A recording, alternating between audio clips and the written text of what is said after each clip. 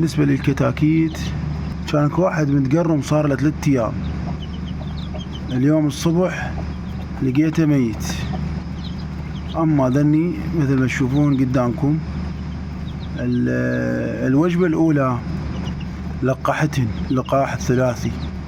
كل كتكوت اعطيته 2 ملي.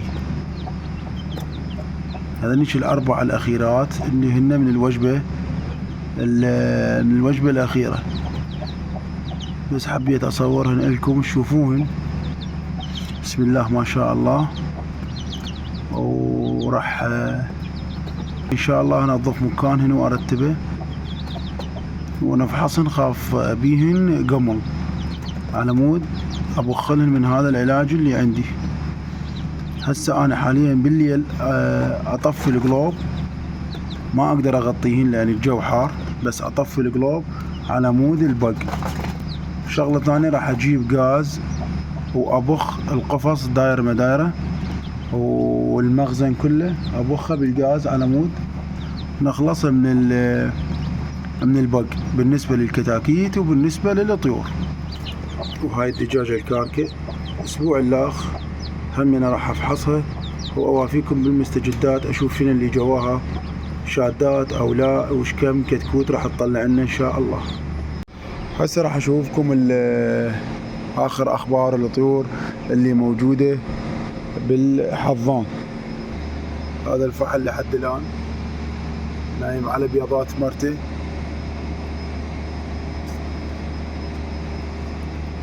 هذني بسم الله ما شاء الله فقسن. كانت عندي بيه المشكلة كانت مشكلة بالطوافة مال المي مالتهن،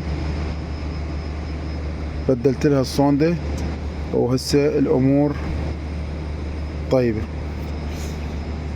هنا أنا ذني الكاميريات فحصت البيض مالتهن، البيض شاد ما بقاله الأسبوع أو أقل.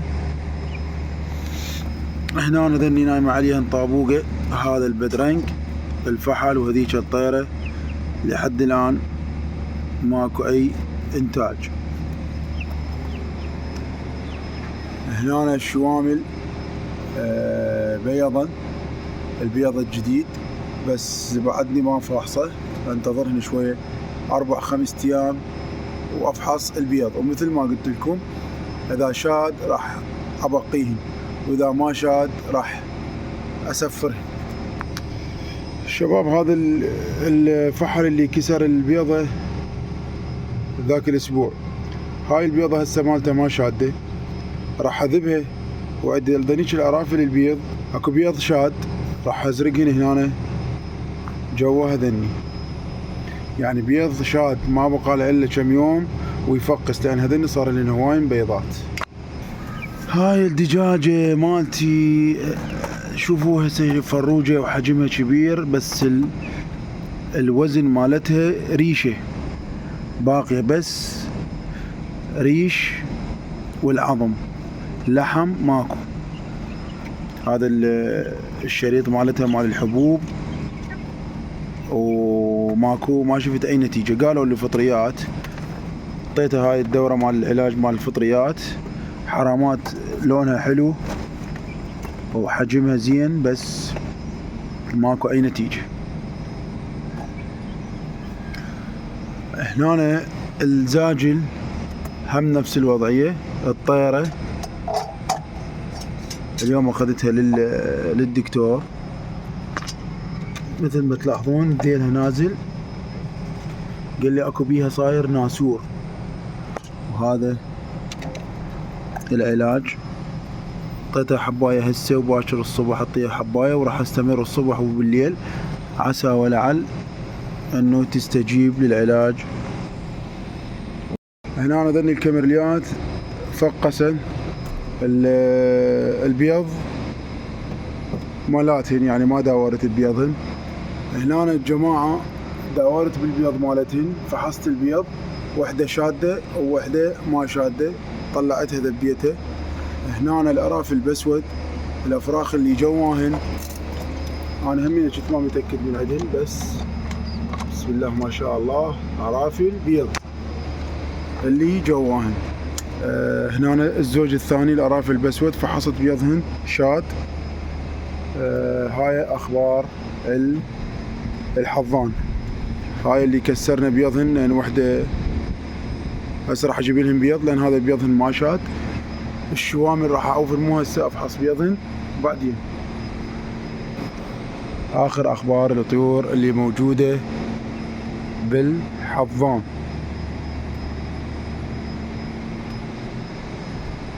هذين شو اثنينات النايمات، والله شكلهن اثنينهن طوايا مخبلني. المهم هاي البيضة صار بيضتين اثنيناتهن شادات نفس الوقت تقريبا. البيضة اللي شادة أخذتها من هذا المكان، هذا هنا عندي طيرة كانت تبيض بيضة بيضتين، وحدة شادة وحدة ما شادة. كسرت وحدة وأخذت وحدة. هسه راح أفحص الحلات.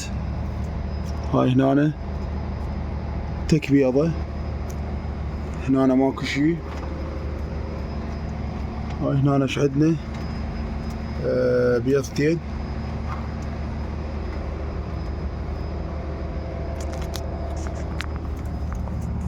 هذا هنا تك فرخ، هنا همينه تك.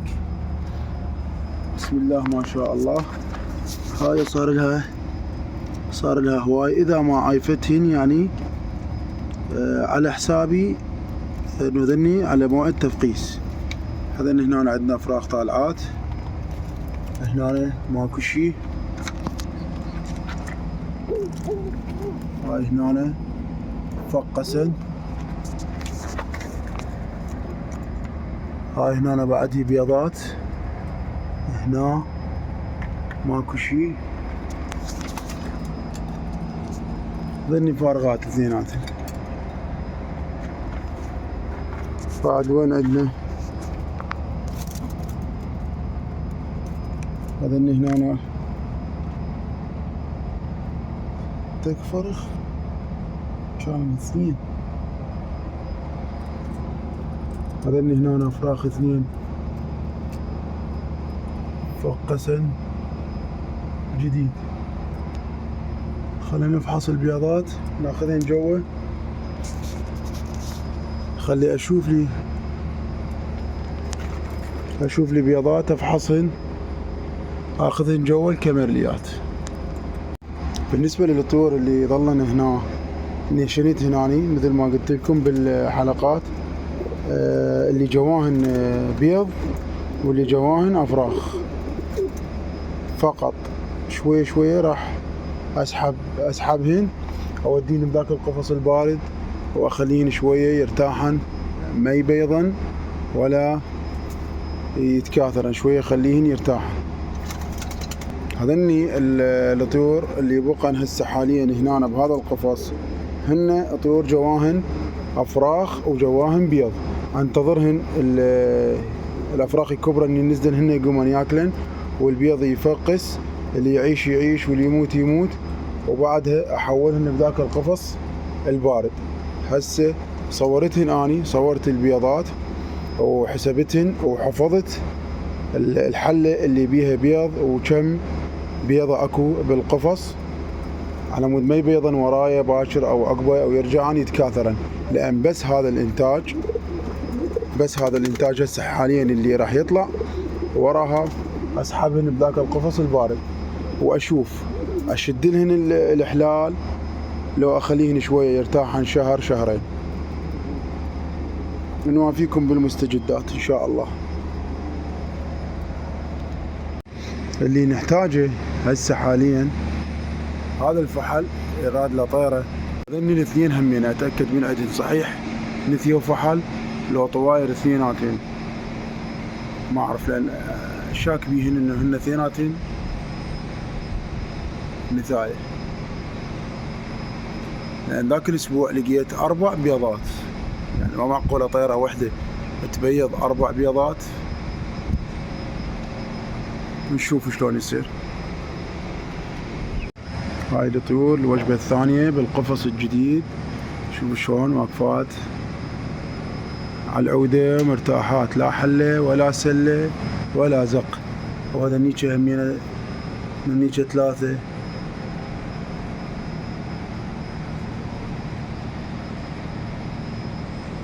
بس لا تطبلهم بزونة. هسه لحد الآن ماكو شي والأمور طيبة وتمام.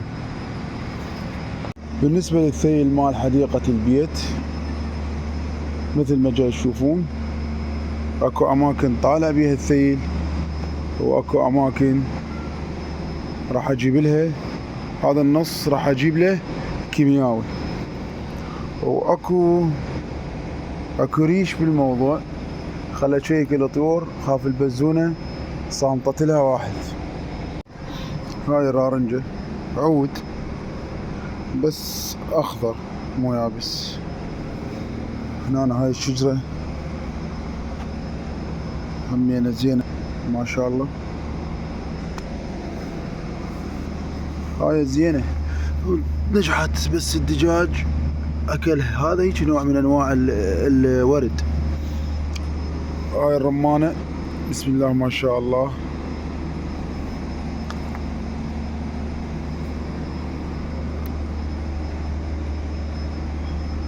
لان انا حاطلن كلن حاطلن دمن. هذا الانجاص ما نجحت ماتت. هاي هنا أنا زرعت بيها نبق بس ماكو لحد الان ما طلع، صار له اكثر من اسبوعين. هاي الشجرة كسروها الجهال بالطوبة بس رجعت حملت.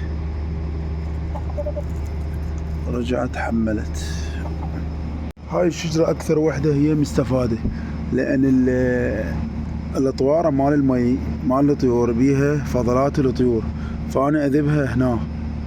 والدليل إنه هذا الباقي مال أكل الطيور طالع زرع.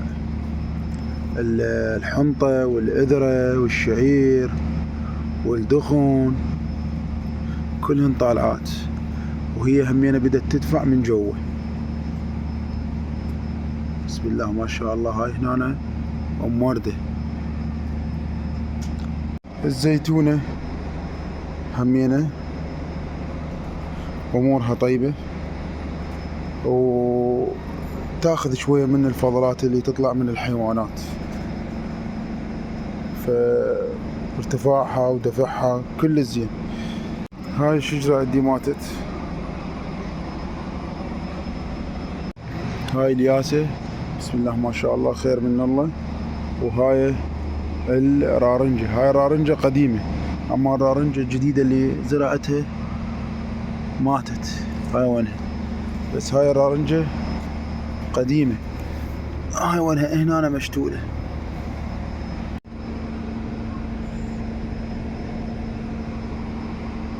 نفس الارتفاع ونفس الوضعية.